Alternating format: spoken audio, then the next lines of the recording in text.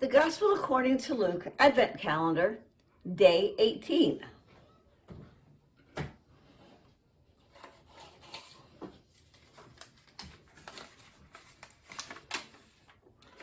Chapter 18. Collections, Camels, and Crowds.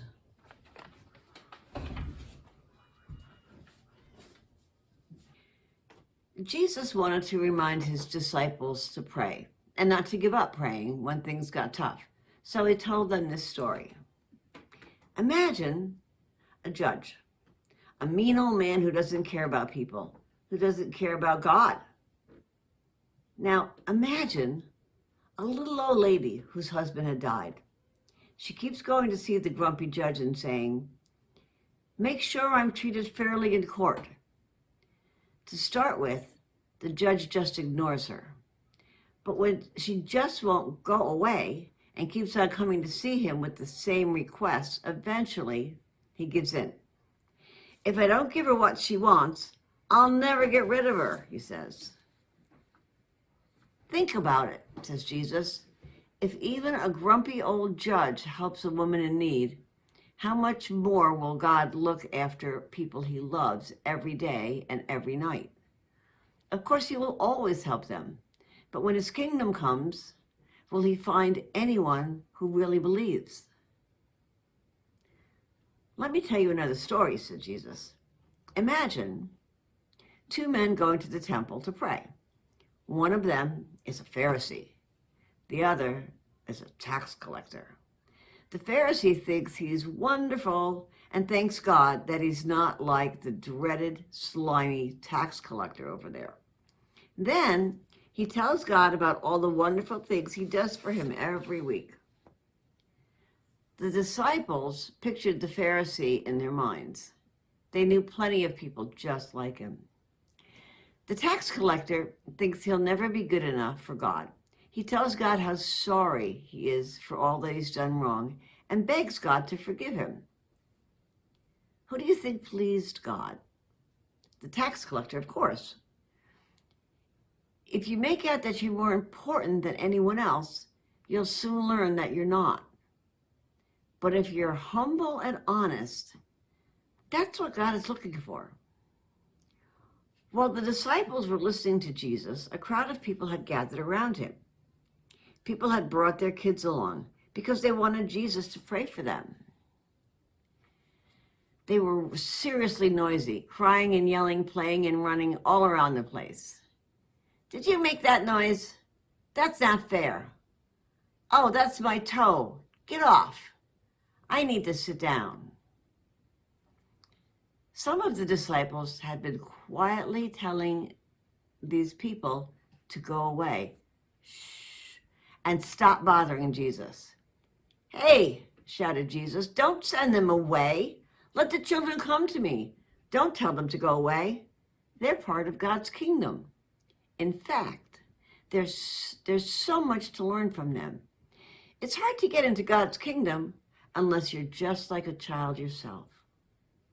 As the children ran toward Jesus, one of the men in the crowd spoke up. "Jesus, you're so great. I really want to get to heaven. What do I have to do?"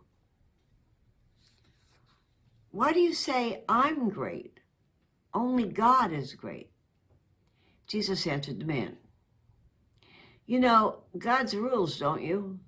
Follow those." "I've always followed God's rules, ever since I was a boy." "Well, there is one other thing," said Jesus. "You're a very rich man. You need to sell everything you have and give all your money away.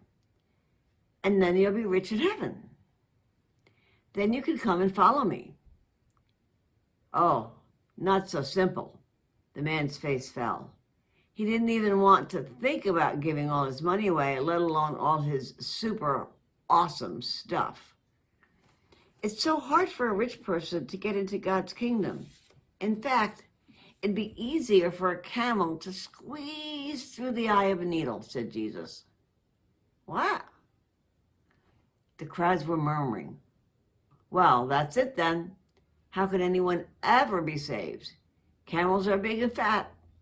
I couldn't even get one through a door, let alone the eye of a needle.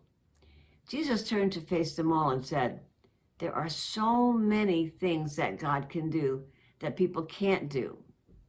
Peter said, but Jesus, we've already left everything just to follow you.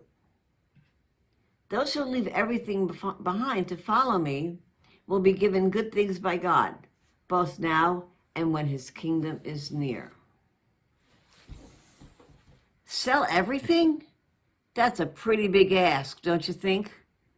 The thing is, Jesus wasn't asking the man to sell everything he had because he thought he shouldn't have any money. What he was actually saying was there needs to be nothing more important in your life than loving God. That's why just following God's rules doesn't cut it either. Following a set of rules doesn't mean that you love God, just that you're good at following rules. Jesus gathered the disciples around him. He wanted to talk to them on their own about something that they still didn't understand. So we're on the way to Jerusalem. Everything that's been said about the Son of Man will happen when we get there. He'll be handed over, beaten up, made fun of, and eventually he'll be killed. But 3 days later, he'll be back. The disciples stood there and stared at Jesus. What on earth was he talking about? When they were near a town called Jericho, they saw a man sitting at the edge of the road, staring into space. They thought he hadn't noticed them at first, but then they realized he was blind. What's going on? He said. I can hear all you people. People nearby said to Jesus, it's that Jesus man from Nazareth. Jesus, help me. Jesus, Son of David, help me, shouted the man. Shh, said the disciples. Stop making such a racket. Jesus, Jesus, said the man. Jesus stopped and turned. Bring that man to me. Some of the crowd helped the man up and began to lead him over to Jesus. What do you want? Jesus asked the man. Lord, I want to see. Look and see. And he could. Straight away, the man could see. He couldn't believe his eyes. And he went with Jesus, thanking God, shouting at the top of his voice, I can see. Everyone who had seen what happened thanked God too. They were amazed. See you tomorrow as we continue on our amazing journey.